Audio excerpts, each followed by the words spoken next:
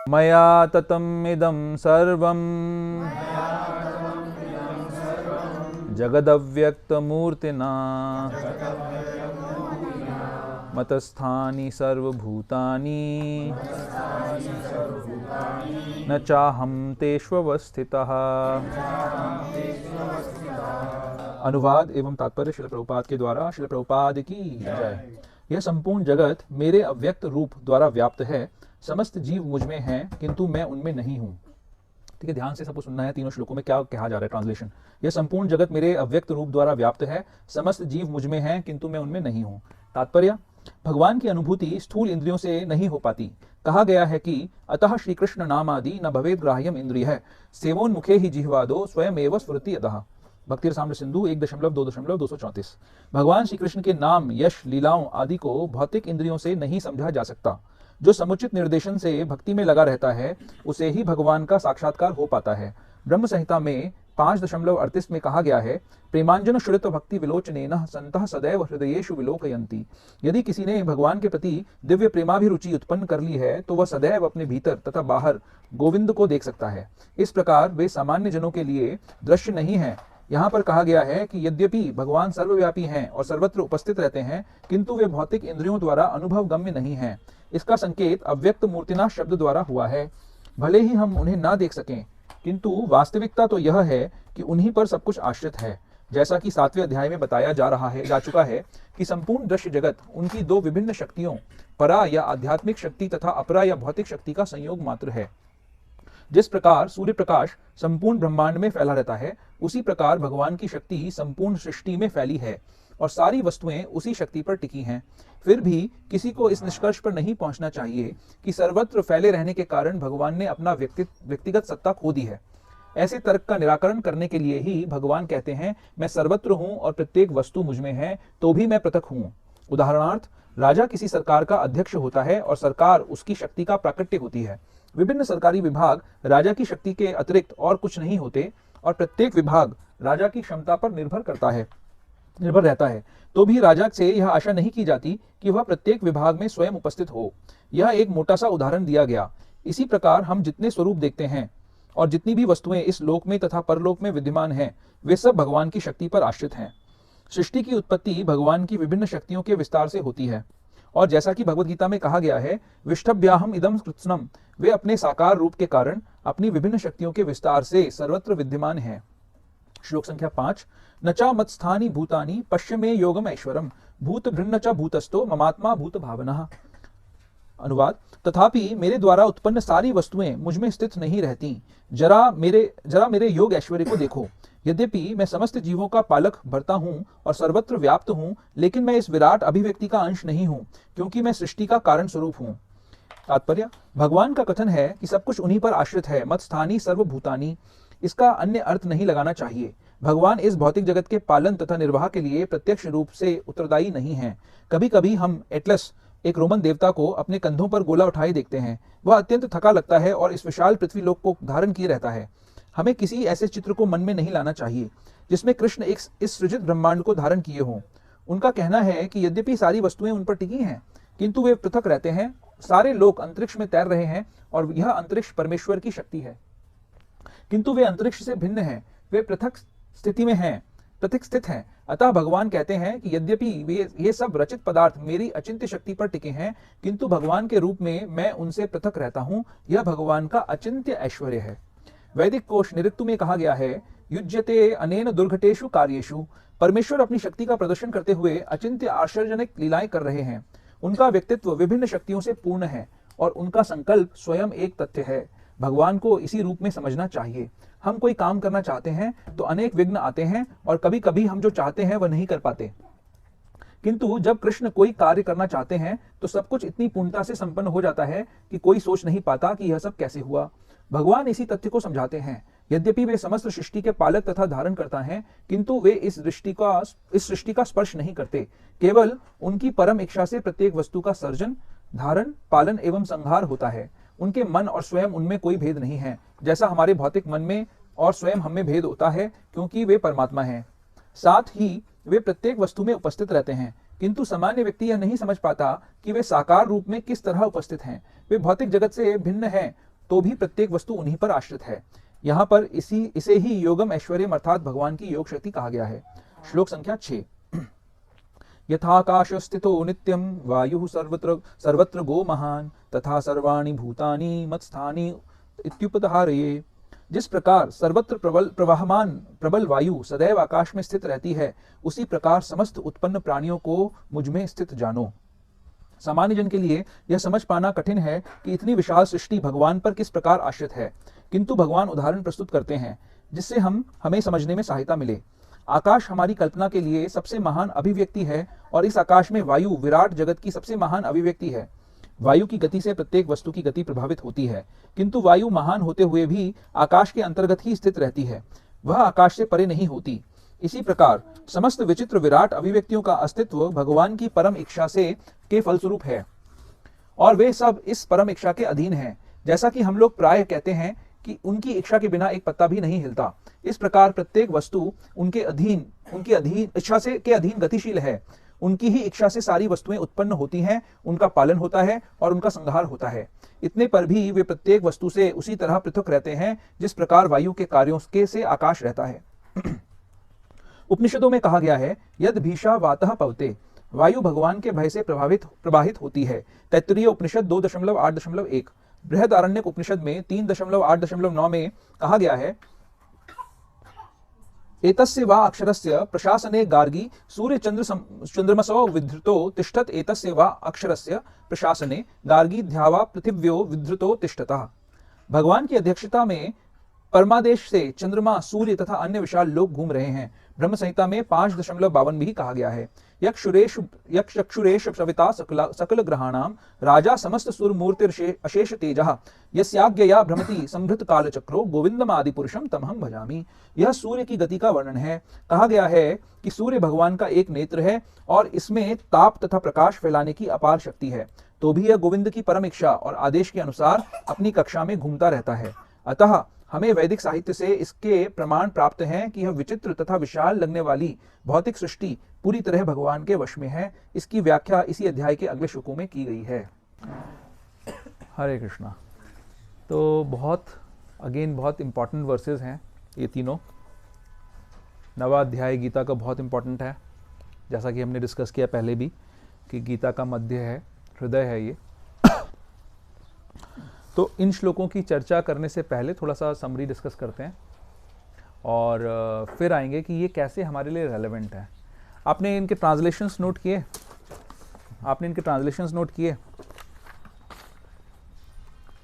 थोड़ा बहुत याद है मुझे, नहीं तो रेफरेंसेस मिस हो जाएंगे। नहीं, थैंक यू प्रभु, थैंक यू। हरे कृष्ण।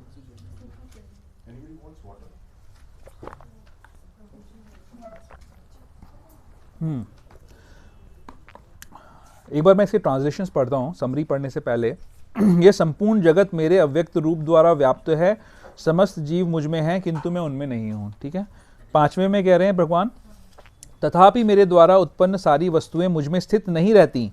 जरा मेरे योग ऐश्वर्य को देखो। यद्यपि मैं समस्त जीवों का पालक हूँ और सर्वत्र व्याप्त हूँ, लेकिन मैं इस विराट अभिव्यक्ति का अंश नहीं हूँ, क्योंकि मैं सृष्टि का कारण स्वरूप हूँ। फिर जिस प्रकार सर्वत्र प्रवहमान प्रबल वायु सदैव आकाश में स्थित रहती है, उसी प्रकार समस्त उत्पन्न प्राणियों को मुझ में स्थित जानो। थोड़ा सा आगे पीछे बात हो रही है ना, आगे पीछे ऊपर नीचे समझ नहीं आ रहा कि क्या बात हो रही है, बट प्रयास करेंगे कि क्या कहना चाह रहे हैं भगवान यहाँ पर, ये हम समझने का प्रयास करेंगे। तो गीता में हम कहाँ पे 9th चैप्टर में पहुँच गए? क्या पढ़ा अभी तक हमने? अर्जुन के मन में डाउट आते हैं अपने परिजनों को देखकर कि मुझे युद्ध करना चाहिए, नहीं करना चाहिए, इनको मारने से मुझे पाप लगेगा।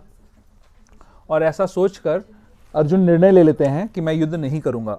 कई सारे लॉजिक देते हैं भगवान को कि युद्ध क्यों नहीं करेंगे, बट अपने लॉजिक के बावजूद कंफ्यूजन में रहते हैं। अल्टीमेटली भगवान की शरण ग्रहण करते हैं, भगवान को गुरु रूप में स्वीकार करते हैं। भगवान को कहते हैं कि आप मेरा मार्गदर्शन करिए। भगवान इमीडिएटली गुरु की भूमिका स्वीकार कर रिसाइड करते हैं, उनको समझाने का शुरू कर देते हैं। इमीडिएटली सबसे पहले डांट लगाते हैं उनकी कि आप जो ज्ञानियों वाली बातें कर रहे हो, आपको इतना ज्ञान नहीं है, जिस चीज़ के लिए शोक नहीं करना चाहिए उसके लिए आप शोक कर रहे हो, ये कहते हैं पहले। फिर उसके बाद सांख्य का दर्शन करते हैं, बताते हैं कि शरीर और आत्मा में क्या फ़र्क है। उसके बाद बुद्धि योग का डिस्कशन करते हैं, बताते हैं कि हमें अपने कर्मों को करना चाहिए ड्यूटी की तरह समझकर, उसके फलों में इच्छा नहीं रखनी चाहिए और जो फल आए उसको भगवान की सेवा में इन्वेस्ट कर देना चाहिए। अर्जुन की प्रॉब्लम क्या है? Practical problem. अर्जुन की प्रैक्टिकल प्रॉब्लम है कि उनको लग रहा है अगर मैं युद्ध करूंगा, इन लोगों को मारूंगा तो मुझे दुख की प्राप्ति होगी। तो दुख उनका प्रॉब्लम है। फ्यूचर में आने वाला दुख एनविसाज करके, सोच करके, वो दुख से मुझे प्रॉब्लम होगी और उस दुख से जो उनके दिमाग में तरीका आ रहा है समझ के कि चलो मैं युद्ध छोड़ के भाग जाता हूँ, युद्ध नहीं करता हूँ, तो मैं दुख का निवारण कर लूंगा, ऐसा सोच रहे हैं। भगवान की क्या भूमिका है? भगवान क्या रोल प्ले कर रहे हैं? भगवान ये समझाने का प्रयास कर रहे हैं कि सही तरीका क्या है दुख का निवारण करने का और सही दुख क्या है जिसको समझना चाहिए। हमने अर्जुन का कॉन्सेप्ट क्या है दुख का? कि भाई ये शरीर मर जाएगा तो मुझे दुख होगा। भगवान बोल रहे हैं भाई शरीर तो मरेगा ही मरेगा, उसके लिए क्यों दुख कर रहे हो? वो आप नहीं मारोगे वैसे भी मर जाएगा।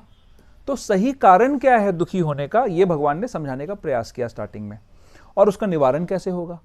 तो 9वें अध्याय तक भगवान उस प्लेटफॉर्म पे ले आए कि दुख का रियल निवारण कैसे होगा। उन्होंने अलग अलग तरीके के योग बताए। अर्जुन बोल रहा है कि जी मैं तो सब कुछ छोड़ना चाहता हूँ, मैं तो जंगल में जाना चाहता हूँ, मैं तो अपना जीवन यापन कर लूंगा। भगवान ने बताया अष्टांग योग वाले चैप्टर के अंदर कि जंगल में जाकर तपस्या करने की विधि कितनी डिफिकल्ट है। वो उस विधि को सुनकर अर्जुन बोलते हैं जी मैं अपने हाथों से वायु को कंट्रोल कर लूंगा, लेकिन आपका जो बताया हुआ मार्ग है जिसमें मन को कंट्रोल करना है, मैं मन को कंट्रोल नहीं कर पाऊंगा। तो अर्जुन ने रिजेक्ट कर दिया। भगवान और बहुत सारे तरीके बता रहे हैं। भगवान ने पहले कर्म कांड का तरीका बताया कि अगर युद्ध करोगे तो जीत गए तो राज्य मिलेगा, मारे गए तो स्वर्ग मिलेगा, भाग जाओगे तो पाप के भागीदार बनोगे या फिर आपका अपयश होगा, है ना। तो कर्म कांड के लेवल पे बताया, सकाम कर्म के लेवल पे बता दिया, कर्म योग के लेवल पे बताया कि भाई कर्म करो, उसकी फल की इच्छा मत करो। फिर निष्काम कर्म योग बताया कि फल को भगवान की सेवा में इन्वेस्ट कर दो, अपनी ड्यूटी करते रहो बस। फिर अष्टांग योग बता दिया। चौथे अध्याय में अलग अलग तरीके के यज्ञों का वर्णन किया। बहुत सारी चीजें बताई भगवान ने, बहुत सारे उनको सोल्यूशंस दिए अलग अलग। किस उद्देश्य से दिए सोल्यूशंस? कि अर्जुन की प्रॉब्लम पहले तो डिफाइन हो जाए और फिर वो सॉल्व हो जाए। हमारी लाइफ में भी ऐसे ही होता है, हम लोग ना कई बार गलत प्रॉब्लम को समझकर गलत प्रॉब्लम पे हम फोकस करने लग जाते हैं और सारी एनर्जी उस प्रॉब्लम पे लगा देते हैं। जैसे फॉर एग्जांपल किसी व्यक्ति के दिमाग में आ जाए कि जी अगर उसके पास मान लीजिए पैसे की कमी हो तो उसके दिमाग में आ जाएगा कि देखो जी दूसरे लोग हैं, सामने वाले बैठे हुए जो लोग हैं उनके पास तो पैसा ज़्यादा है और ये लोग सुखी दिख रहे हैं, मेरे पास पैसा नहीं है, ये एक कारण है मेरे दुख का। तो वो सोल्यूशन क्या ढूंढेगा? अगर प्रॉब्लम ये एस्टैब्लिश हो गई कि पैसे की कमी दुख है, दुख का कारण है, तो क्या सोल्यूशन करोगे आप? पैसा कमाओगे, पैसा कमा के सोल्यूशन ढूंढने की कोशिश करोगे। तो बहुत इंपॉर्टेंट है। अभी मैं ये प्रश्न इस आज के श्लोकों में ये चीज उठाने वाला हूं, डिस्कशन में हम आएंगे उस पर। तो भगवान ने अलग अलग तरीके बता दिए, अष्टांग योग तक सारे अलग अलग योग के तरीके बता दिए। अंत में बोला कि मैंने इतने सारे जो योगों का वर्णन किया है उसमें से सबसे सर्वश्रेष्ठ योगी कौन सा है, उसकी क्वालिफिकेशंस क्या हैं, उसके पीछे भी कारण है। भगवान उसको क्या बता रहे हैं, क्या क्वालिटीज बता रहे हैं? शरणागति और चिंतन करता रहे और श्रद्धापूर्वक भजन करता रहे। 3 क्वालिटीज। जब आप ये 3 क्वालिटीज कर लोगे तो टॉप मोस्ट योगी हो जाओगे। तो ये करने के लिए क्या करना पड़ेगा? भगवान को जानना पड़ेगा। तो 7वें अध्याय में भगवान ने अपना विवरण दिया, बताया कि भगवान क्या है, उनकी शक्तियां क्या हैं, एक लेवल पे उन्होंने बता दिया। फिर उसके बाद 8वें अध्याय के अंदर भगवान ने बताया कि अंत समय में अगर आपने उस भगवान का स्मरण कर लिया, भगवान को जान गए, भगवान का हर समय चिंतन करना है। टॉप मोस्ट योगी का काम क्या है? हर समय भगवान का चिंतन करना है, उनकी शरणागति लेनी है और उनका श्रद्धापूर्वक भजन करना है। तो आप भगवान को थोड़ा थोड़ा जान गए, उसके बाद आपको क्या करना है? अंत समय में भी वो ध्यान रहना चाहिए। अंत समय में आपको पहचानना है भगवान को। अंत समय में अगर पहचान गए तो सीधा भगवान के पास पहुंच जाओगे। अंत समय में नहीं पहचाने भगवान को, नहीं ध्यान किया भगवान का, और आप दूसरे योग पद्धतियों में लगे रहे, तो भगवान ने 2 मार्गों का वर्णन कर दिया 8वें अध्याय के अंदर कि कोई व्यक्ति जो है वो प्रकाश के मार्ग से जाएगा और कोई अंधकार के मार्ग से जाएगा। अंत समय में जो शरीर छोड़ेगा, तो जो प्रकाश के मार्ग से जाएगा वो वापस नहीं आएगा, जो अंधकार के मार्ग से जाएगा उसको वापस आना पड़ेगा। यहाँ तक की चर्चा हो गई। लेकिन जो अनन्य भक्त है मेरा, वो कभी भी वापस नहीं आएगा। तो 8वें अध्याय के अंदर यहाँ तक की चर्चा हो गई। फिर 9वां अध्याय शुरू हुआ, जिसमें बताया कि भगवान का अनन्य भक्त हम कैसे बन सकते हैं। तो पहले 3 श्लोक हमने डिस्कस करे, एक एक श्लोक पे हमने पूरा एक एक डिस्कशन किया, 1-1 घंटे का कम से कम।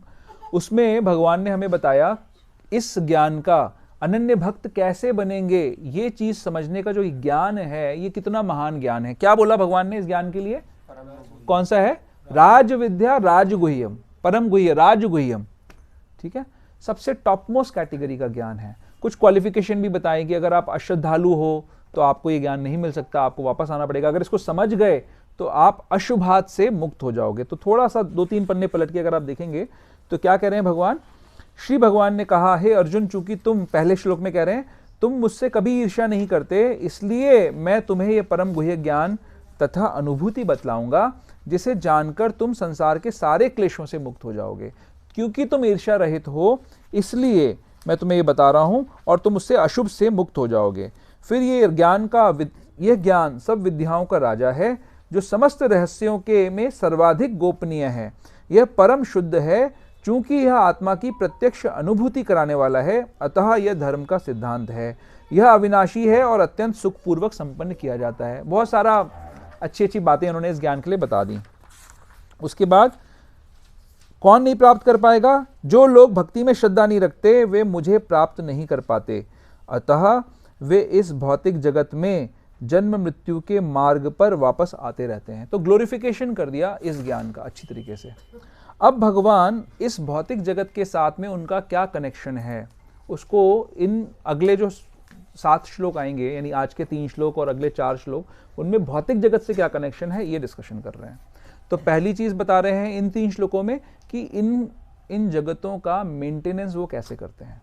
ठीक है, अब हम आते हैं आज के श्लोक की चर्चा पर, जिसमें भगवान ये बोल रहे हैं, मया ततम इदम सर्वम जगत अव्यक्त मूर्तिना।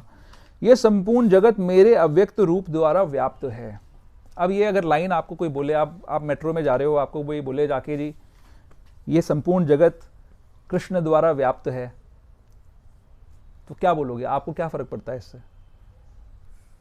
कुछ फर्क पड़ता है आपको लाइफ में आपकी इस बात से? क्या सजेशन है आपका? इस बात से क्या फायदा है हमारा? क्या फायदा है, क्या नुकसान है? Any suggestions? लोग यही बोलते हैं कि हमें तो कोई प्रॉब्लम नहीं है, तो हम क्यों ज्यादा जाने। हाँ, मतलब इस लेकिन ये बात भगवान कह रहे हैं, भाई गीता का पार्ट है ना। हम रोजमर्रा की जिंदगी में अगर हमको कोई आके बोलता है तो हम बोलेंगे ठीक है, मतलब होगा कुछ। अब हर जगह व्याप्त हूँ, अब मुझे क्या पता इसका क्या मतलब। व्याप्त का मतलब ही नहीं पता होगा पहली बात तो लोगों को, राइट? तो इसका क्या रेलेवेंस है हमारे लिए? क्यों हमें जानना जरूरी है ये? हम कोई गलत काम नहीं करेंगे अगर हमें ये इसका आभास। वो वेरी नाइस प्रूफ। मैं इतनी जल्दी ये आंसर एक्सपेक्ट नहीं कर रहा था। एनीवेज, और किसी का कोई सजेशन है? And we have to serve God always all the time, because ये जो जगत में भगवान जो व्याप्त हैं, तो इसका मतलब पूरा जगत उन्हीं के द्वारा बनाया हुआ है, और हमारी इंद्रियां, शरीर, ये सब उन्हीं के व्याप्त होने का मतलब क्या है? सभी को समान नजर के साथ प्रभु उपस्थित होना। हाँ, उपस्थित होना, जो आपने बोला और आपने बोला। अगर भगवान हर जगह व्याप्त हैं, मान लो कोई हमको बोले कि रोड पे जब हम ड्राइव करते हैं, है ना, स्पीड लिमिट्स होती हैं, कितने लोग स्पीड लिमिट्स का पालन करते हैं? नहीं करते, राइट? आपको ये पता लग जाए कि आगे 1 किलोमीटर आगे पुलिस वैन खड़ी हुई है और उसमें कैमरा लगा हुआ है, वो दूर से 1 किलोमीटर दूर से देख लेगी कि आपकी स्पीड क्या है, क्या करोगे आप? स्पीड में आ जाओगे आप, करेक्ट? अब जिसको ये पता नहीं, अब कोई बोले जी मैं तो नहीं मानता वैन को, फिर क्या होगा? दंड मिल जाएगा, चालान कट जाएगा। तो ये नॉलेज इंपॉर्टेंट है बहुत, ये जानना बहुत ज़रूरी है कि भैया जो व्यक्ति व्याप्त है हर जगह, अब वो कैसा है, कैसा होना चाहिए। कोई ये बोल सकता है जी जो पुलिस वाला है और मैं हूँ, हम दोनों इक्वली शक्तिशाली हैं। कोई व्यक्ति सोचे, कई सारे ऐसे ऐंठू होते हैं रोड पे जो ड्राइव कर रहे होते हैं, वो क्या बोलते हैं जी, देख लेंगे कुछ तो क्या करेगा ये, कोई डीमीन कर देता है। हाँ क्या कर लेगा ये मेरा, देखेंगे। और फिर क्या होता है, थोड़ी देर बाद ही सीन बदल जाता है, वो ऐसे हाथ जोड़े जाने दो भैया, मैंने कुछ नहीं किया, मुझे पता ही नहीं था। होता है ना, ऐसा होता है। तो ये जो फीलिंग आती है ना कि हम एक समान है, कोई फर्क ही नहीं है, इसके पीछे क्या कारण है? हम एक समान है। हम क्या समझते हैं अपने हृदय के अंदर? हम समझते हैं कि हमसे श्रेष्ठ कोई नहीं हो सकता। ये किस चीज का लक्षण है? एनवी का, ईर्ष्या का। पहले श्लोक में क्या बताया भगवान ने अर्जुन को? मैं क्यों बता रहा हूं तुमको ये ज्ञान? क्योंकि तुम मुझसे सभी ईर्ष्या नहीं करते हो, इसलिए मैं तुम्हें ये ज्ञान बता रहा हूं। सब चीजें कनेक्टेड है गीता के अंदर, एक एक चीज, एक एक शब्द कनेक्टेड है। भगवान ये बता रहे हैं कि मैं तुम्हें ज्ञान बताने से पहले उन्होंने डिक्लेयर किया कि कौन एलिजिबल है, जो ईर्ष्या नहीं करता है, जो ईर्ष्या करता है। अब ये जो फीलिंग है, भगवान सब जगह व्याप्त हैं, ये कौन नहीं मानता? वो नहीं मानता जो ईर्ष्यालु है। क्या होगी ईर्ष्या की प्रॉब्लम? ईर्ष्या से प्रॉब्लम क्या होगी? दो तरीके की प्रॉब्लम्स होगी ईर्ष्या होने से। पहली प्रॉब्लम तो ये होगी कि हम भगवान के, जैसे मैंने पुलिस वाले का और एग्जाम्पल लिया, कि हम उसके जो ट्रू स्टेटस है उसको मानेंगे ही नहीं, क्योंकि हम ईर्ष्या कर रहे हैं, हम उसके साथ में बराबरी करना चाहते हैं। हमारे अंदर ये अहंकार है कि अगर ये व्यक्ति को मैं श्रेष्ठ मान लूंगा तो मुझे इसके सामने झुकना पड़ेगा। और यही एक बेसिक कारण है जिसके कारण हम इस संसार में बंधे हुए हैं। हम झुकना नहीं चाहते, हम अपनी सिचुएशन को नहीं समझना चाहते। इस ज्ञान में अगर ये ईर्ष्या ना हो तो इस ईर्ष्या वाले ट्रांजैक्शन में दो लोगों के ज्ञान की बात हो रही है। एक हो रही है कि हमारी अपनी पोजीशन क्या है, एक ये है कि सामने वाले की पोजीशन क्या है। ईर्ष्या के कारण हम सोच रहे हैं, हम अपने आप को ओवर एस्टिमेट कर रहे हैं और सामने वाले को अंडर एस्टिमेट कर रहे हैं। इस संसार में पुलिस वाले से भी हम नहीं लड़ सकते एक्चुअली देखा जाए तो ना। उसका जब एक डंडा पड़ता है ना तो बड़े बड़े सीधे हो जाते हैं। सीरियसली हमको इल्यूजन लगता है कि कोई बात नहीं, ये तो ऐसे ही है, लेकिन अगर वो डंडा लगा दे तो आटे दाल का भाव पता लग जाता है। तो ये तो हम पुलिस वाले की बात कर रहे हैं, और यहाँ पर श्लोक में बात हो रही है उस व्यक्ति की जो सर्वशक्तिमान भगवान है। आगे आने वाले 2 श्लोकों में हम डिस्कस करेंगे कि उसकी कैपेसिटी क्या है ना, शब्द क्या यूज किए जा रहे हैं। भूत भृन्न भूतस्तो ममात्मा भूत भावना, जो सबका मेंटेनर है और प्रोटेक्टर है, भूत भृन्न, उस व्यक्ति की बात हो रही है। कितने लोगों का वो मेंटेनर है? अनंत कोटि ब्रह्मांडों में अनंत कोटि जो जीव रहते हैं उनका जो मेंटेनर है, उनका जो प्रोटेक्टर है, उसके बारे में बात हो रही है।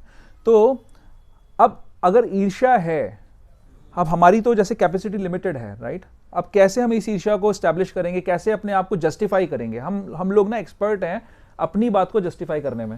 हरे कृष्ण। हम सब एक्सपर्ट हैं अपनी बात को जस्टिफाई करने में। तो हम कैसे इस चीज को जस्टिफाई करेंगे? जब हमारे हृदय में ईर्ष्या है, हम भगवान को स्टेटस भगवान को नहीं देना चाहते। जो भगवान सब जगह व्याप्त है, हम उस भगवान को उसका स्टेटस नहीं देना चाहते। तो हम क्या कहेंगे? हमको हमारा टारगेट है, हमारे मन में जस्टिफिकेशन कैसे आएगा? हम टारगेट बनाएंगे कि किस तरीके से इसको इक्वल बनाया जाए, है ना? किस तरीके से इक्वल बनाया जाए, कैसे, क्या कहूं मैं, क्या करूं जिससे मैं अपने आप को स्टैब्लिश कर दूं कि मैं इसके इक्वल लेवल पे हूं। तो क्या करूं?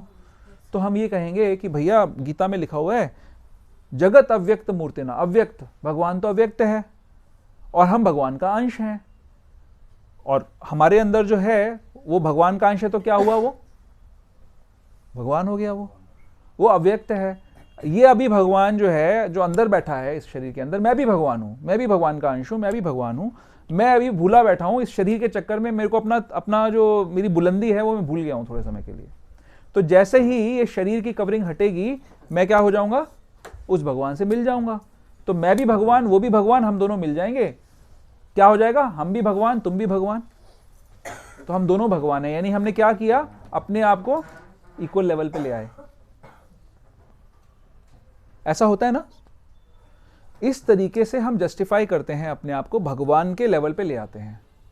दूसरी प्रॉब्लम क्या होगी? तो ये एनवियसनेस के कारण होता है, इम्पर्सनलिज्म। अब इस इम्पर्सनलिज्म की दूसरी प्रॉब्लम क्या होगी? दूसरी प्रॉब्लम ये होगी कि जीव चेतन है, उसको एक्टिविटी चाहिए, एक्शन। एक्शन कैसे होता है? हम लोग बात करते हैं संबंध, अभिधेय, प्रयोजन। ये 3 तत्वों की हम बात करते हैं, राइट? संबंध, अभिधेय और प्रयोजन। संबंध मतलब क्या?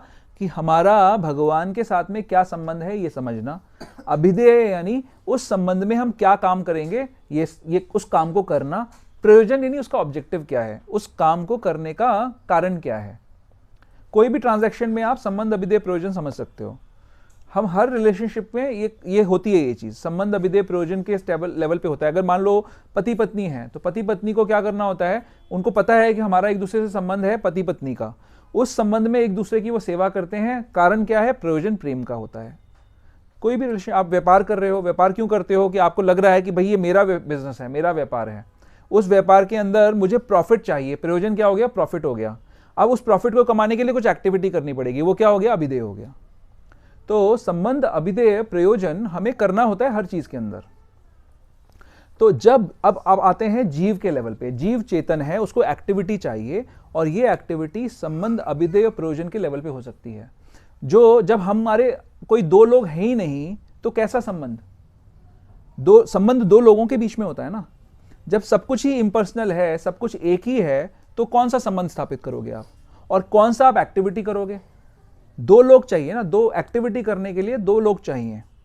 तो इम्पर्सनलिज्म में क्या रिजल्ट होगा उसका, कि कोई एक्टिविटी आप नहीं करोगे। तो क्या उसका नुकसान होगा, जो भी व्यक्ति इस फिलॉसफी को प्रीच करता है, यहां पर इस वर्ड को पढ़कर यह बोल देता है कि भगवान अव्यक्त हैं, सब जगह भगवान जो है निराकार हैं, निराकार ब्रह्म है और मैं भी भगवान हूं, तो वो इस चेतनता को मिस कर जाता है जो जीव का लक्षण है। और वो जीव फिर अल्टीमेटली वहां से वापस लौट के आता है क्योंकि उसको सेटिस्फैक्शन नहीं मिलता। ये एक सब आपको समझ में आ रही है बात। ये श्लोक थोड़े से कॉम्प्लेक्स हैं, क्लियर है, लोगों को नींद आ रही है आज। हाँ, तो क्लियर नहीं हुआ संबंध अभिधेय प्रयोजन। संबंध क्या, सिंपल टर्म्स है। संबंध का मतलब है कि दो लोगों के बीच में क्या रिलेशन है, संबंध है। संबंध का मतलब संबंध। अभिधेय यानी उस संबंध में किया जाने वाला कोई काम, जो हम इंटरैक्शन करते हैं, एक दूसरे के साथ कुछ एक्सचेंज करते हैं, वो हो गया अभिधेय। आदान प्रदान भी कह सकते हैं। आदान प्रदान is one type of interaction. और प्रयोजन मतलब ऑब्जेक्टिव, हमारा लक्ष्य क्या है उस काम को करने का, ये हो गया प्रयोजन। तो जीव अगर चेतन है, बट अगर वो ये समझ ले कि मैं निराकार ब्रह्म का पार्ट हूं और मैं अल्टीमेटली निराकार में मिल जाऊंगा, तो आप कोई संबंध स्थापित कर सकते हो। किसी एब्स्ट्रैक्ट चीज के साथ आपको कोई संबंध हो सकता है। मैं बोलूं जी यहां पर कहीं पे ऑक्सीजन गैस है, अब उस ऑक्सीजन गैस के साथ आप क्या संबंध बनाओगे, हो सकता है कोई संबंध। अब मैं बोलूं जी यहां पर ये प्रवीण प्रभु बैठे हैं, आज सुबह इनसे झगड़ा हुआ था, तो संबंध क्या बन गया, झगड़े का संबंध बन गया। अब तो झगड़ा होना है आज जोर से, या प्रेम का संबंध बन गया। तो व्यक्ति कोई होगा तो उसके साथ आप कोई संबंध कर सकते हो, बना सकते हो। राइट, समझ में आया। संबंध अभिधेय यानी अभिधेय क्या होगा, अब अगर झगड़ा हुआ है तो फिर झगड़े वाला एक्शन होगा, आज खाना नहीं मिलेगा। अगर प्रेम का है तो प्रेम वाला एक्शन होगा। प्रयोजन क्या है, झगड़े वाले केस में झगड़ा करना प्रयोजन है, दुख पहुंचाना प्रयोजन है, और सुख वाले केस में सुख देना प्रयोजन है। प्रयोजन कुछ भी हो सकता है। अब जीव का प्रयोजन क्या है, भगवान का प्रेम प्राप्त करना, ये अल्टीमेट स्टेज में प्रयोजन है जीव का। अभी अर्जुन का प्रयोजन क्या है, चलो इसकी बात करते हैं समझने के लिए। अर्जुन का क्या प्रयोजन है, नहीं, प्रयोजन नहीं है ये। अर्जुन का प्रयोजन है दुख से निकलना। युद्ध करने से दुख होगा, युद्ध एक एक्टिविटी है, उसको करने से दुख होगा। वो सोच रहा है कि युद्ध ना करके मैं दुख से बच जाऊंगा। प्रयोजन क्या है, दुख से बचना। अर्जुन का प्रयोजन है दुख से बचना। वो सोच रहा है कि मैं एक्टिविटी ना करूं, वो भी एक प्रकार का अभिधेय हो गया ना, मैं एक्टिविटी ना करूं तो फिर मैं बच जाऊंगा दुख से। भगवान क्या कह रहे हैं, अब अर्जुन या कोई भी संसार में जितने भी लोग हैं वो प्रॉब्लम्स में हैं, वो दुख में हैं, उनके दुख के कारण की मिसअंडरस्टैंडिंग के कारण वो जल्दी से दुख से निकल नहीं पा रहे हैं। हम सभी लोग अपनी अपनी एक छोटा सा बच्चा, अब मान लो बच्चा ध्रुव अभी मृदंग बजा रहा था, उसका प्रॉब्लम है कि उसको मृदंग बजाना है, उसको अभी बोरियत लग रही है, अब उसको कुछ एक्टिविटी करनी है। उसके दुख का निवारण वो बीच में एक दो बार ढोल बजा देगा, फिर किसी ने जबरदस्ती उसको पकड़ा दिया, बोला बैठ जा चुपचाप से, तो वो निकल लिया यहाँ से, तो चलो मैं कहीं और दुख को सॉल्व करूंगा। तो उसने अपना सोल्यूशन ढूंढ लिया। राइट, उसने दुख की सिचुएशन से सुख की सिचुएशन में चला गया, यहां से बच गया। करेक्ट, यही हुआ ना। ऐसे ही हम, बट वो कितने देर का सुख है, थोड़ी देर बाद कान पकड़ के वापस उसको बुला लिया जाएगा, बेटा माला कर यहाँ पर बैठ के। तो हमारे को ये समझना है कि हमारा दुख का कारण क्या है और उस दुख के कारण का रियल सॉल्यूशन क्या है। हम लोग सॉल्यूशंस में अटैच हो जाते हैं, किसी को लगता है जी, मान लो टीवी देखना है ना, टीवी देखते समय या मूवीज देखते समय, मोबाइल देखते समय मुझे सुख मिलता है। अब कोई आपको ज्ञान देता है आगे कि देखो जी, उससे परमानेंट सोल्यूशन नहीं होता है, लेकिन हमारी अटैचमेंट हो जाती है। हम सोचते हैं नहीं, हम इसी तरीके से सुख प्राप्त करेंगे, जबकि वो हमें तरीका रिजल्ट नहीं दे रहा है। हम उसी तरीके से सुख प्राप्त करेंगे, हम उससे भी अटैच हो जाते हैं। अब यहाँ पर भगवान इतने सारे जो ऑप्शंस पिछले चैप्टर्स में दे चुके हैं, वो हमें सही लेवल पे लाना चाहते हैं, वो हमें परमानेंट सोल्यूशन देना चाहते हैं। तो हम कहाँ बैठे हैं? गीता के मध्य में 9वें और 10वें अध्याय में बैठे हैं, जहाँ पे भगवान हमें टॉप मोस्ट पोजीशन पे ला रहे हैं। वो बता रहे हैं कि देखो, ये सारे संसार में मैं व्याप्त हूं। तो ये मत समझ लेना, आगे के 2 श्लोक इसलिए बोलने पड़ रहे हैं भगवान को, कोई ये मत समझ लेना कि मैं निराकार हूं। आगे इसीलिए वो क्लैरिफाई कर रहे हैं। आगे के 2 श्लोक क्लैरिफिकेशन वाले श्लोक हैं। पहले श्लोक में भगवान ने बताया मैं हर जगह विद्यमान हूं, इसके कई सारे फायदे हैं, कई सारे नुकसान हैं। क्या फायदा है? जैसे ही आपके हृदय में आया कि मैं भगवान की भक्ति करना चाहता हूं, किसको पता लग जाएगा? भगवान को पता लग जाएगा। हर जगह व्याप्त हैं। आप किसी संकट में पड़े, किसको पता लग जाएगा? कोई आ सकता है हमारी हेल्प करने के लिए संकट के समय में? हमारे माता पिता, हमारे भाई बहन, बच्चे, हर समय कौन अवेलेबल है हमारे पास हमारी रक्षा करने के लिए? कौन है? भगवान। क्यों है अवेलेबल? क्योंकि वो हर जगह विद्यमान है ना, हर जगह। अब किसी को कुछ गड़बड़ करनी है तो क्या सोचना चाहिए पहले? कि भगवान नहीं, गड़बड़ करनी है, बचाएगा तो बाद में जब दंड मिलेगा। हाँ, देख रहा है, वो देख रहा है मेरे को। अगर हमारे को उस समय ये चेतना जाग जाए, कुछ भी हम नॉनसेंस करने की जब सोचते हैं, उस समय ये चेतना आ जाए कि मैं अकेला नहीं हूं, कोई देख रहा है। अधिकांश लोग, देखो 10% लोग तो होते हैं वो किसी की केयर नहीं करते, वो तो खुलेआम गलत काम करते हैं, है ना। 90% लोग ऐसे होते हैं जो छुपके, नहीं 10% ऐसे होते हैं जो गलत काम नहीं करते, चलो ठीक है। 20 के 80% जो है कोशिश करते हैं ना करें, बट छुप के गलत काम करते हैं। करेक्ट? आप छुप सकते हो? हाँ, किससे छुपोगे? आप छुप नहीं सकते, दुनिया से छुप सकते हो, बट आप भगवान से नहीं छुप सकते। कहाँ बैठे हैं? कौन सा पर्दा डालोगे? कहाँ पे बैठे हैं भगवान? हमारे हृदय में बैठे हैं। वो हृदय में बैठे हैं और वो हमें प्रेरणा भी दे रहे हैं। सिर्फ वो सजा देने वाले वो ऐसे नहीं है जो एक फ्रस्ट्रेटेड आदमी बैठा हुआ है जज के रूप में और हमें डंडे मार रहा है, ऐसा नहीं है। वो हमें प्रेरणा भी दे रहे हैं कि देखो तुम्हें क्या करना चाहिए, सही क्या है, गलत क्या है।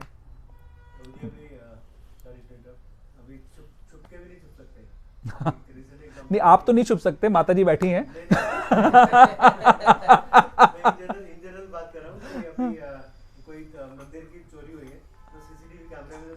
हाँ हाँ, वो उसने पहले भगवान से प्रार्थना करी, अच्छा, उसको माफ कर देना, उसके बाद उसने सारे जेवर उतारे और चला गया। लेकिन वो सीसीटीवी कैमरे में क्या लगा? Very interesting. एथिकल चोर था। अच्छा, तो बीच का कुछ इंटरेक्शन हुआ होगा, भगवान ने कुछ अभिदेय किया होगा। तो भगवान ने उसको कुछ दिया होगा ट्रीटमेंट बीच में। जैसे आता है ना चैतन्य चरितामृत में, कहानी आती है कि 2 चोर आए, वो चैतन्य महाप्रभु को बचपन में उनके, और बहुत अच्छे सुंदर सुंदर आभूषण पहने हुए थे भगवान, तो उनको चुरा के ले जाने का प्रयास किया उन्होंने। तो 2 चोरों ने तो देखा बड़े सुंदर है, पहले तो अट्रैक्ट हो गए भगवान को, इतना सुंदर स्वरूप है महाप्रभु का, और फिर सोचा कि चलो इनको चुरा के ले चलते हैं। चुरा के गए तो देखा, काफ़ी देर चलने के बाद देखा, अरे ये तो वापस इसके घर पे आ गए, इनके घर पे आ गए, ये कैसे, हम तो गलत रास्ते भटक गए। दोबारा दूर अगली दिशा में भागना शुरू किया, भागते भागते भागते पहुंचे, अरे ये तो वापस वहीं पे आ गए, इनके घर पे आ गए, ये क्या हो रहा है।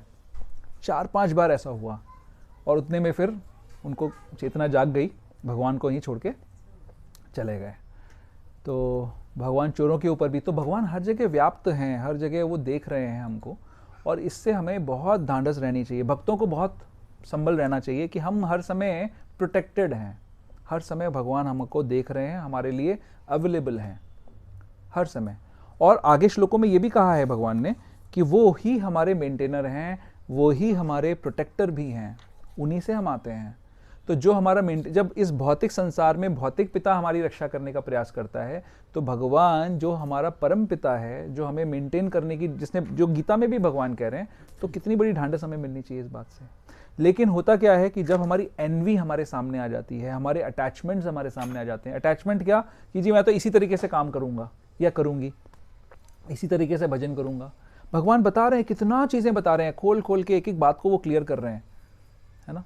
पहले कहा कि जगत अव्यक्त मूर्तिना, तो कोई ये ना सोच ले कि मैं निराकार हूं, फिर ये भी बोल दिया आगे कि तथापि मेरे द्वारा उत्पन्न सारी वस्तुएं मुझ में स्थित नहीं रहती हैं। मेरे योग ऐश्वर्य को देखो, यद्यपि मैं समस्त जीवों का पालक हूं, सर्वत्र व्याप्त हूं, लेकिन मैं इस विराट अभिव्यक्ति का अंश नहीं हूं। कोई ये मत सोच लेना कि मेरी आइडेंटिटी खत्म हो गई, मैं बट गया चारों तरफ से। मैं अपने इंडिपेंडेंट रहता हूं, अलग रहता हूं। मैं अपना काम जो है कैसे करती हैं, मेरा काम कैसे होता है। श्वेताश्वतर उपनिषद में है ये श्लोक, न तस्य कार्यम करणम च विद्यते, न तत्समश चाभिधिकाश्च दृश्यते, परास्य शक्तिर विविधैव श्रूयते, स्वभाव की ज्ञान बल क्रिया च। क्या मतलब है इसका कि भगवान को कुछ करने के लिए नहीं है, उनको कुछ करने की आवश्यकता नहीं है। हमें तो दाल रोटी चलाने के लिए कुछ काम करना पड़ता है, हर किसी को कुछ ना कुछ करना पड़ता है। भगवान को कुछ करने की आवश्यकता नहीं है। कोई उनसे बराबरी नहीं कर सकता, कोई उनके ऊपर नहीं है। क्या है, न तत्समस चाभिधिकास च दृश्यते, कोई ऐसा नहीं है जो उनसे ऊपर जा सकता है। परास्य शक्तिर, उनकी जो पराशक्तियां हैं, वो शक्तियां कैसे चलती हैं, ऑटोमेटिकली चलती हैं, और वो अलग अलग तरीके की शक्तियां अलग अलग तरीके से सारे कामों को कर देती हैं। वो क्या कहे जाते हैं, भगवान का एक नाम क्या है, भगवान का एक नाम है सत्य संकल्प। क्या नाम है, अपनी इच्छा करने मात्र से। मान लीजिए हमने एक प्लान बनाया, हमने सोचा जी हम ये फला फला व्यापार करेंगे, इसमें खूब मेरे को ना आज मैं लाख रुपए लगाऊंगा, 1 करोड़ रुपए मिल जाएगा मेरे को। हमने प्लान बना लिया, संकल्प किया कि हम इस एक्टिविटी को करेंगे। उस एक्टिविटी को कर भी लिया, बहुत मेहनत भी करी, लेकिन रिजल्ट क्या आया, जो लाख था वो भी चला गया। होता है ना ऐसा संसार में। तो क्या हम सत्य संकल्प हैं? क्या हमने जो ठान ली वो हो जाएगा? जरूरी नहीं है।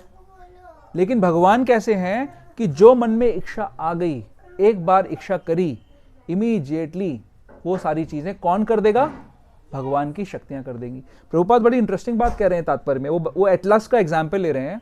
एटलास नाम पढ़ा है ना, जो मैप की बुक्स होती हैं, तो एटलास का एक रोमन गॉड है जिसकी फोटो अगर आप लोगों ने नहीं देखी हो तो बहुत एक बड़ा सा गोला ग्लोब कैरी करता है। वो बड़ा थका हुआ, पसीने बह रहे हैं, ऐसा लगता है उसको देख के कि अभी मतलब बहुत बलशाली दिखाया है, मसल मैन दिखाया है, लेकिन वो बहुत दबा हुआ है बोझ के तले में। तो क्या हमारे भगवान ऐसे हैं क्या? क्रिश्चियनिटी के अंदर वो लोग बोलते हैं कि एक डिबेट सी चलती है उधर वेस्टर्न कंट्रीज के अंदर कि भाई अगर इतना भगवान अच्छे हैं तो संसार में बुरा क्यों होता है, क्यों बुरी चीजें होती हैं?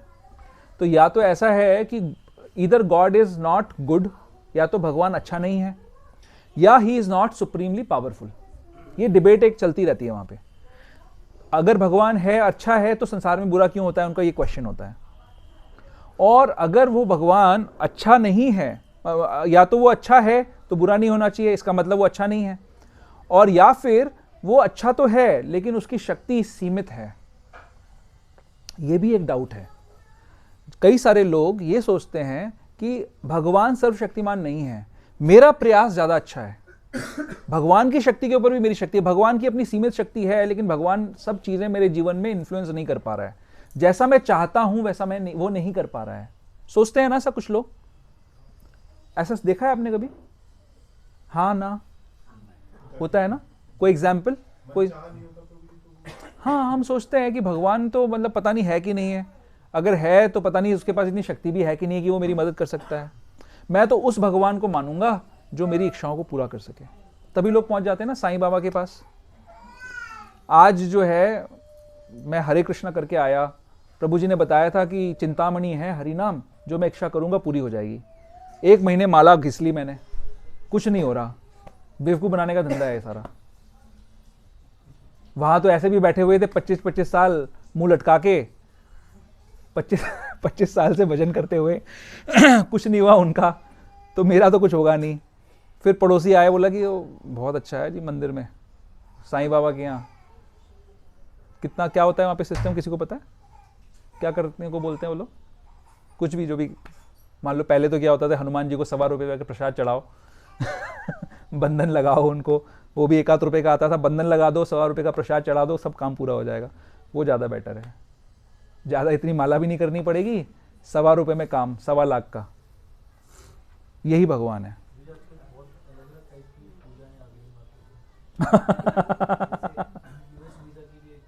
हाँ, सही बात है।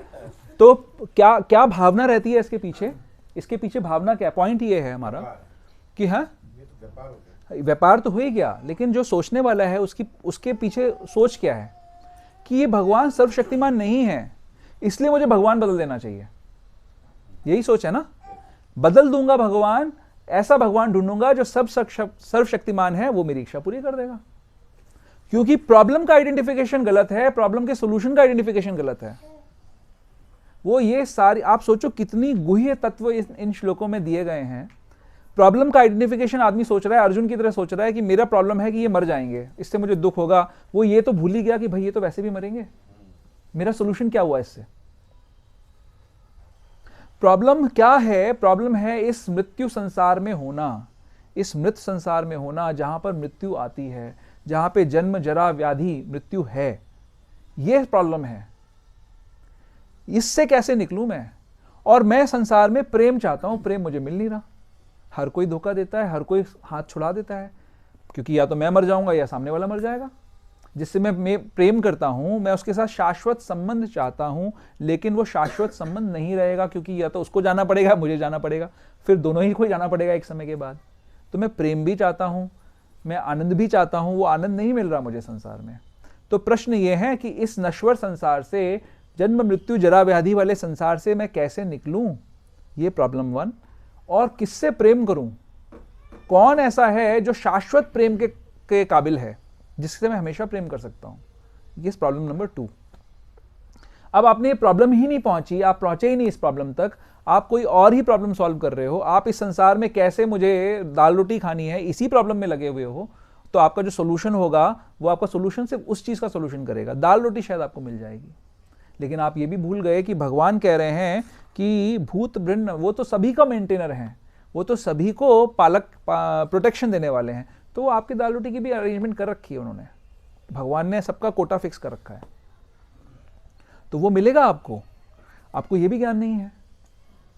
इसीलिए हमें इन श्लोकों के अंदर से, इससे माध्यम से हमें समझना है कि भगवान ये रिवील क्यों कर रहे हैं, क्या फर्क पड़ता है। मेरा स्टार्टिंग में पॉइंट ये था कि मेट्रो में आपसे कोई पूछे कि भाई मैं सब जगह व्याप्त हूं, अब इससे आप क्या क्या रिएक्शन निकालोगे, क्या मतलब है इस चीज का? तो ये बड़ा गुह्य पॉइंट है, इसको समझना जरूरी है कि भगवान जो हर जगह व्याप्त है, वो अपनी कृपावश हर जगह विद्यमान है, हर जगह वो विद्यमान है, लेकिन फिर भी इससे अलग है। कैसे समझें जी अलग है? ये अलग ऐसे है, विद्यमान कैसे है? अपनी शक्तियों से विद्यमान है। जैसे सूर्य उदय होता है, प्रभुपाद जी बता रहे तात्पर्य के अंदर, जब सूर्य उदय होता है तो सूर्य की किरणें अंदर आ जाती हैं, तो हम कहते हैं सूर्य आ गया अंदर, घर के अंदर हम कहते हैं सूर्य आ गया। अगर असलियत में सूर्य आ जाए तो क्या होगा? हाँ, कौन सा कोरमा बन जाएगा कोई असलियत में सूर्य नहीं आ सकता। सूर्य की किरण आई है, सूर्य की किरण, सूर्य की क्या है? शक्ति है। तो शक्ति और शक्तिमान अभेद्य हैं, कोई फर्क नहीं है, लेकिन फर्क भी है। शक्ति प्रवेश कर रही है, तो भगवान अपनी शक्तियों से हर जगह व्याप्त हैं, लेकिन उससे वो अपनी इंडिविजुअल कैपेसिटी में वो विद्यमान भी हैं अपने धाम में। और वहां पर वो क्या कर रहे हैं? वो हर समय अपने भक्तों के साथ में प्रेम पूर्वक आदान प्रदान कर रहे हैं, प्रेम कर रहे हैं, प्रेम का एक्सचेंज चल रहा है उनका।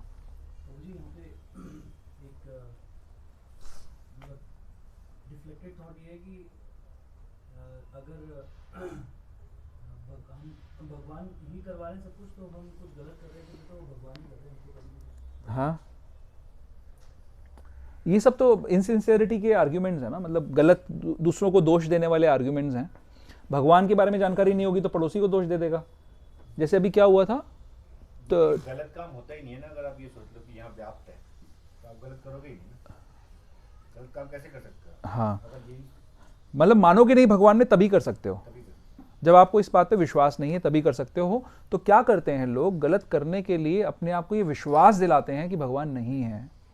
चोर को क्या पता नहीं होता सरकार होती है, उसको क्या पता नहीं होता पुलिस होती है, वो ये सोचता है कि मुझे नहीं पकड़ेगी। युधिष्ठिर महाराज ने से यक्ष ने क्या प्रश्न पूछा कि संसार का सबसे बड़ा आश्चर्य क्या है? तो उन्होंने क्या बोला? अहानि अहानि भूतानि गच्छन्ते यमालयम, कि हर तरफ एक एक जगह पे लोग गच्छन्ते यमालयम, यम के घर पे सब जा रहे हैं, यम लोग जा रहे हैं लोग, फिर भी ये सोच रहे हैं कि मैं नहीं जाऊंगा। ये सबसे बड़ा आश्चर्य है संसार का। हम सबने देखा है चारों तरफ, वो गौतम बुद्ध की स्टोरी आती है कि एक लेडी, अब उसका पुत्र मर गया तो वो उसने सुना कि गौतम बुद्ध सब चीज़ें ठीक कर देंगे हमारी, जाती है उनके पास कि आप जो है मेरे पुत्र को जीवित कर दो। तो क्या कहते हैं वो कि आप पात्र में एक ऐसे जगह पे सिर्फ कुछ चावल के दाने ले आओ, एक ऐसे घर से जहां पर कभी किसी की मृत्यु ना हुई हो। ये पढ़ा होगा सबने टेक्स्ट बुक्स में, ये कहानी है ना। क्या मतलब है इस बात का? क्यों भेजा भाई उन्होंने ऐसे करने के लिए? कि ये बताने के लिए कि अहानि अहानि भूतानि गच्छन्ते यमालयम, कोई ऐसा है ही नहीं संसार में, इस नश्वर संसार में, जिसको ये शरीर छोड़ना ना पड़ा हो। तो शरीर तो छोड़ना पड़ेगा हमको। कैसे आ गए हम इस पॉइंट पे? वो डिफ्लेक्टेड थॉट बताया था उन्होंने। हाँ हाँ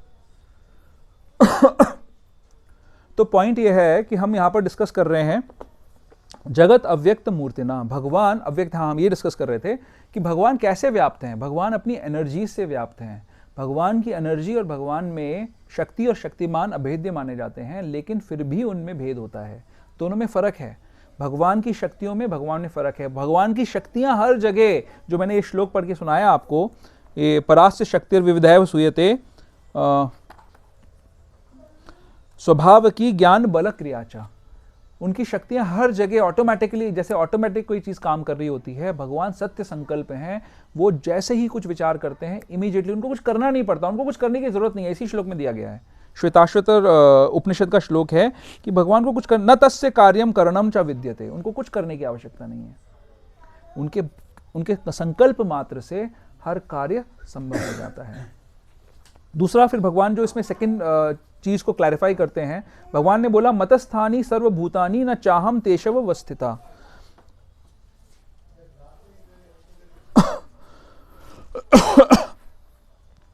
समस्त जीव मुझ में हैं किंतु मैं उनमें नहीं हूं। फिर आगे बोलते हैं तथापि मेरे द्वारा उत्पन्न सारी वस्तुएं मुझ में स्थित नहीं रहती। एक तरफ कहा मेरे में हैं, फिर कहा मेरे में स्थित नहीं रहती हैं। तो ये स्थित होने का क्या मतलब है? तो जो हमने उसका वो रोमन गॉड का जो डिस्कशन किया, एटलस का डिस्कशन किया, अगर हम ये सोचें कि भगवान दबे जा रहे हैं इस बोझ के कारण, जैसे मान लीजिए अर्जुन के मन में ये प्रश्न आया कि जब आप अर्जुन ये बोल रहे हैं, भगवान ये बोल रहे हैं कि सब कुछ, सब जीव मुझ में है, मतस्थानी सर्वभूतानि न चाहम तेषव वस्थिता, सब चीजें मेरे पे टिकी हुई हैं, हर चीज मेरे पे रेस्ट कर रही है ना। अब जैसे मान लीजिए आप आके मुझे इंट्रोड्यूस करें, कोई आदमी मुझे बताए कि भाई जी मैं जो है मेरे पास 10 फैक्ट्रियां हैं, तो मेरे दिमाग में क्या आएगा? बड़ा ज़बरदस्त काम करने वाला व्यक्ति है, बड़े काम में बिजी रहता होगा। या कोई आके बताए जी मैं इस कंपनी का जो हूँ जनरल मैनेजर हूँ, तो हम क्या सोचेंगे उसके बारे में कि बड़ा बिजी रहता होगा ये व्यक्ति, बड़ा काम होगा इसके पास। अब कोई आदमी आके बोल रहा है आपको कि सारा संसार मुझ पर टिका हुआ है, तो आप क्या सोचोगे कि भैया ये तो काम के बोझ के नीचे दबा हुआ है, इसके ऊपर बहुत ज़्यादा प्रेशर होगा, कैसे? और एक ये कृष्ण जो मेरा रथ हाँक रहे हैं, अभी आप अर्जुन की पोजीशन से सोचिए, कृष्ण क्या बने हुए हैं? सारथी। आपका ड्राइवर आपको बोले मतस्थानी, क्या बोल रहे हैं? ड्राइवर आपको आके बोले कि संपूर्ण जगत मेरे अव्यक्त रूप द्वारा व्याप्त है और फिर वो बोले समस्त जीव मुझ में है, आप क्या रिएक्ट करोगे? बोलो। गाड़ी चला आगे ठीक से देख है कि नहीं? आप ऐसे ही तो बोलोगे।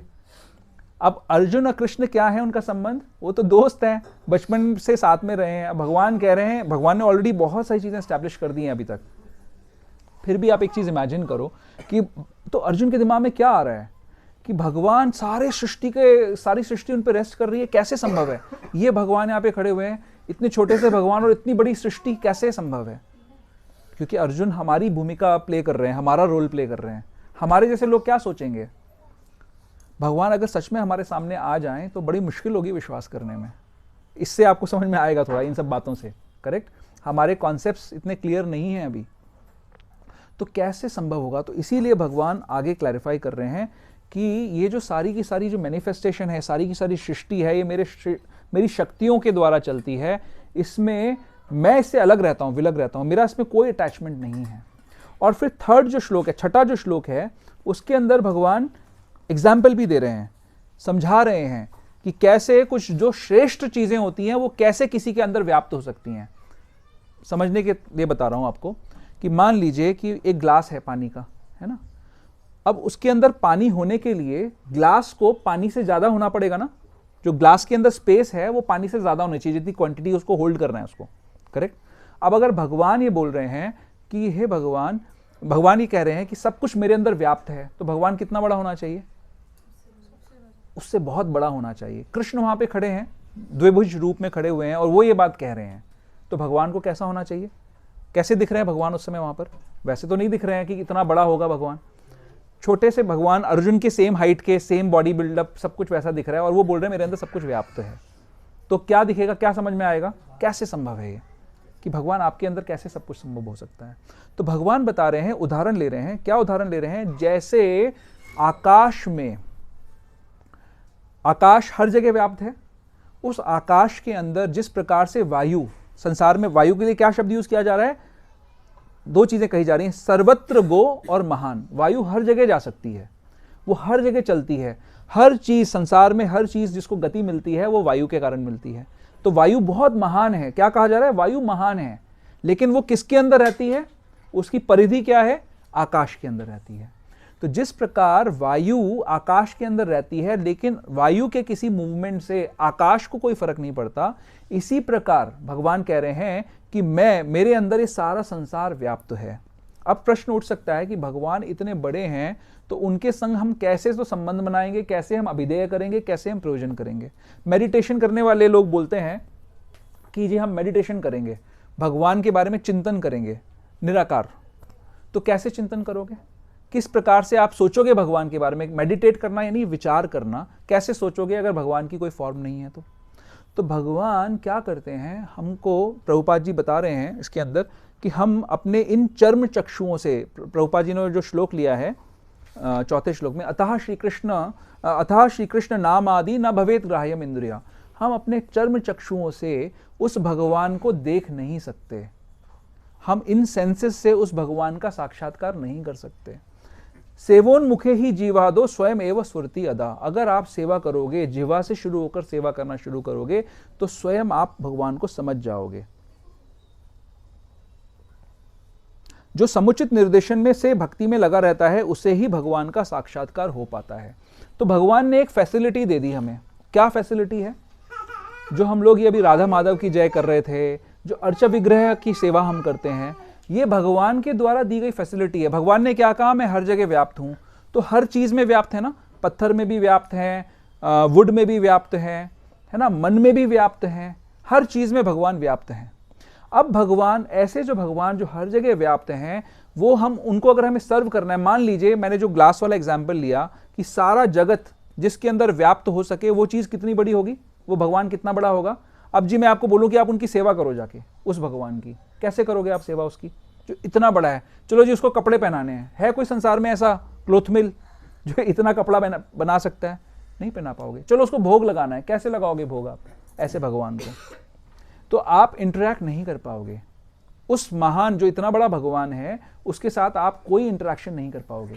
तो भगवान क्या करते हैं? बड़े कृपालुता से, बड़े दयालुता से भगवान अपने अर्च विग्रह के रूप में मैनिफेस्ट हो जाते हैं, उपस्थित हो जाते हैं सेवा स्वीकार करने के लिए।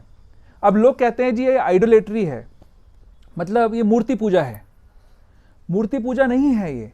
भगवान एक पर्टिकुलर विधि को बताते हैं, उस विधि के अनुसार जब कोई अर्चा विग्रह की सेवा करता है निर्देश में, अधिकार के साथ, तो भगवान उस पर्टिकुलर चीज में, क्योंकि वो व्याप्त हैं वहां पर, वहां से सेवा ग्रहण करते हैं अर्चा विग्रह की तरह। जैसे प्रभुपाद एग्जाम्पल लेते हैं, आपको लेटर पोस्ट करना है तो आप सड़क पे कई सारे डब्बे पड़े होते हैं, आप किसी भी डब्बे के अंदर लेटर डालोगे तो लेटर नहीं जाएगा, राइट? आपको क्या करना होगा? अगर अपने लेटर को पोस्ट करना है और सही जगह पहुंचाना है तो कहां लेटर डालना पड़ेगा? लेटर बॉक्स में, जो अधिकृत लेटर बॉक्स है उसके अंदर डालना पड़ेगा। इसी प्रकार हम किसी भी पत्थर को उठा के उसकी पूजा नहीं शुरू कर देते हैं। हम जब अर्चा विग्रह की सेवा करते हैं तो अधिकार प्राप्त कर कर, गुरुजनों से आज्ञा लेकर भगवान का आवाहन करते हैं उन अर्चा विग्रह में और फिर उनकी सेवा शुरू करते हैं। तो वो क्या हो गया? कौन सा पोस्ट बॉक्स हो गया? अधिकृत पोस्ट बॉक्स हो गया, यानी भगवान का अधिकृत रिप्रेजेंटेटिव हो गया वो अर्च विग्रह। तो वो कैसा है, भगवान से कितना डिफरेंट है? वो जो पोस्ट बॉक्स में आप लेटर डाल रहे हो उसके अंदर कितनी कैपेसिटी है आप लेटर को पहुंचाने की? एक तरफ मान लीजिए 1 बाई 1 का पोस्ट बॉक्स है और एक तरफ पूरा बड़ा हेड ग्रैंड पोस्ट ऑफिस है। दोनों का काम क्या है? लेटर को दूसरी जगह पहुंचाना। 1 बाई 1 का जो पोस्ट बॉक्स है वर्सेस जो पोस्ट ऑफिस है, उन दोनों में शक्ति कितनी है, बराबरी कितनी है उनकी शक्ति की लेटर को सही जगह पहुंचाने की? सेम है ना? अलग है? स्क्वायर फीट के हिसाब से काउंट करेंगे।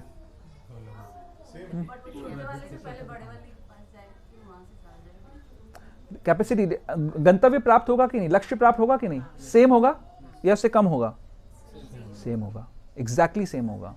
तो जो हमारे घर पर जो अर्च विग्रह हम जिनकी सेवा करते हैं वो भगवान से अभिन्न हैं। वो हमारे साथ, हम उनके थ्रू अपना संबंध अभिदेय प्रयोजन कर सकते हैं। उनकी सेवा जब हम करते हैं तो हम साक्षात भगवान की सेवा कर रहे हैं। कोई फर्क नहीं है, बिल्कुल भी फर्क नहीं है। स्वयं भगवान विराजमान है, क्योंकि वो क्या है, हर जगह व्याप्त हैं और वहां पे स्वीकार करने के लिए आए हैं। वहां पर आपकी सेवा स्वीकार करने के लिए उपस्थित हुए हैं। तो कैसे ध्यान रखना है हमें भगवान का? अगर हम भगवान का आवाहन कर रहे हैं अर्च विग्रह के रूप में, तो हमें क्या समझना पड़ेगा? मान लीजिए कि आपके पास प्राइम मिनिस्टर ऑफ इंडिया आ जाए या उनका रिप्रेजेंटेटिव आ जाए, है ना? सेम चीज है ना, सेम पावर है ना दोनों में। रिप्रेजेंटेटिव के अंदर भी वही पावर्स इन्वेस्टेड हैं। अगर आप रिप्रेजेंटेटिव का अपमान करो तो किसका अपमान करोगे? प्राइम मिनिस्टर का अपमान करोगे। इसी प्रकार से अगर आप अर्च विग्रह की सेवा ठीक से नहीं करोगे तो क्या होगा? अपराध लगेगा। तो ये सेंटिमेंट्स का विषय नहीं है। कई सारे लोग सेंटिमेंटली, जी मेरे को तो भगवान बहुत अच्छे लगते हैं, मैं तो बहुत भक्त हूँ, जब भगवान का दर्शन करती हूँ या करता हूँ तो मेरे आंखों से अश्रुधारा शुरू हो जाती है। मेरे को तो बहुत सारे लोग ऐसे आके बोलते हैं। हमें तो नहीं आते कभी भी आंसू, अभी तक नहीं आए, लेकिन उनको आते हैं। तो क्या है भाई, कौन से लेवल की भक्ति है? बहुत महान भक्ति है क्या? लेकिन उनका आचरण क्या है? अधिकांश मुझे रेस्टोरेंट्स के बाहर मिल जाते हैं ऐसे लोग, वही बताते हैं ये ज्ञान मुझे वहीं पे दिया जाता है। अरे सर ये गीता लेके हम क्या करेंगे, हम तो भगवान के ऐसे भक्त हैं, हम भगवान का दर्शन करते हैं, हमारे आंखों से गंगा जमुना बहने लग जाती है। क्या करेंगे? आपने एक बार पूछा था ना, किसने पूछा था कि हम रेस्टोरेंट में लेके जाते हैं भगवान को, ऐसे भी मिलते हैं मेरे को। तो क्या है मतलब इसका, कि हमें सही तरीके से, क्योंकि वो भगवान से अभिन्न हैं। और इसमें इस तात्पर्य के अंदर चौथे नंबर श्लोक का तात्पर्य में क्या है, इस शब्द है, इसको ध्यान से पढ़िए, सेकंड लाइन के अंदर ही क्या है, जो समुचित निर्देशन से, एक एक शब्द प्रभुपाद के वर्सेस में इंपॉर्टेंट होता है, जो समुचित निर्देशन से भक्ति में लगा रहता है। निर्देशन, आप अपने मन मर्जी से कुछ नहीं कर सकते हो। आप पोस्ट बॉक्स की कैपेसिटी कौन देगा? ऑथराइजेशन होनी चाहिए ना। मैं जाके किसी पे लिख दूं जी रेड पेंट लगा दूं और उस पे लिख दूं पोस्ट बॉक्स, मान लिया जाएगा पोस्ट बॉक्स? जो पोस्ट ऑफिस से द्वारा अधिकृत है वही पोस्ट बॉक्स माना जाएगा। इसी तरीके से जो गुरुजनों के द्वारा, जो भगवान के रिप्रेजेंटेटिव्स हैं, उनके द्वारा निर्देश प्राप्त करने के बाद जब आप सेवा करोगे, उनके बताई गई विधि के हिसाब से सेवा करोगे, भगवान का आवाहन करके फिर सेवा करोगे, तब वो क्या माना जाएगा? सही माना जाएगा। हमारे आजकल के समाज में बहुत सारी भ्रांतियां हैं। कई सारे लोग बोलते हैं जी हमने तो भगवान को लिया, इनकी हमने प्राण प्रतिष्ठा नहीं कराई है। तो भाई आप क्या समझ रहे हो, मतलब ये भगवान है या नहीं है? डिसाइड करो पहले, ये है कि नहीं है। जी हमने प्राण प्रतिष्ठा नहीं कराई है इसलिए हम जो है जैसे मर्जी सेवा कर लेते हैं। मन आता है, जिस दिन मन आता है उस दिन हम गंगा जमुना भी बहाते हैं, आंखों में आंसू भी आ जाते हैं, और जिस दिन टाइम नहीं होता उस दिन फिर हम भगवान को अगले हफ्ते देखेंगे, ऐसा बोल देते हैं, बाय बाय। तो फिर क्या कर रहे हो आप? क्या गुड्डा गुड़िया का खेल कर रहे हो? क्या कर रहे हो आप? ये भगवान है या नहीं है, डिसाइड करो ना। अधिकृत है ये भगवान या नहीं है ये भगवान? अगर आप भगवान के साथ खेल कर रहे हो तो मतलब सोचना चाहिए कि आप किसके साथ खेल कर रहे हो। करेक्ट? किसके साथ खेल कर रहे हो? तो इसीलिए we have to be very alert कि हमें कैसे, तो भगवान दयालु हैं इसलिए अर्च विग्रह की फॉर्म में प्रेजेंट होते हैं हमारे सामने, हमारे से सेवा लेने के लिए, हमसे इंटरैक्ट करने के लिए। तो भगवान हर जगह विद्यमान है अपनी एनर्जीज के फॉर्म में, बट उनकी इंडिविजुअल आइडेंटिटी है। वो उस आइडेंटिटी में उनका एक ही काम है। इसमें लिखा है श्लोक में जो मैंने भी सुनाया आपको कि उनको कोई काम नहीं है, बट क्या करते हैं वो भगवान? हर समय प्रेम पूर्वक आदान प्रदान करते हैं अपने भक्तों के साथ में। उनका और कोई रोल नहीं है, वो प्रेम करते हैं और वो चाहते हैं कि हर जीव उस भगवान के साथ में प्रेम करे। और उसकी विधि क्या है? उसकी विधि है कि अभिधेय ठीक से करना पड़ेगा। संबंध हमने समझ लिया, हमें अभिधेय करना पड़ेगा। अभिधेय कैसे? अपनी मर्जी से नहीं करना होगा, समझना पड़ेगा, गाइडेंस लेना पड़ेगा और उसके अनुसार हमें अभिधेय करना पड़ेगा। तो हमारा ग्रेजुअली क्या होगा? हमें प्रयोजन प्राप्त हो जाएगा। अभी तो हम ईश्वर बन के बैठे हुए हैं, अभी तो हम ये सोचते हैं कि जो मैं चाहूंगा वो मैं करूंगा, लेकिन हमें किस लेवल पे जाना पड़ेगा? जो भगवान चाहेंगे मैं वो करूंगा और उसी में हमारा आनंद है। वो प्रैक्टिकल सिचुएशन में हमें बहुत आनंद की प्राप्ति होगी। हम जितना मर्जी प्रयास कर लें अपने तरीके से आनंद लेने का, हमें आनंद नहीं मिलेगा। हम ट्राई कर सकते हैं, हम कर रहे हैं, कई कई जन्मों से हमने ट्राई कर लिया है, लेकिन अभी प्रभुपाद जी की बात को मानना चाहिए। इसमें जो ये बात लिखी गई है हमें इसको मानना चाहिए कि हम गुरुजनों के बताए हुए मार्ग पे चलकर ही आनंद पाने का प्रयास करेंगे और पक्का आपको आनंद मिलेगा।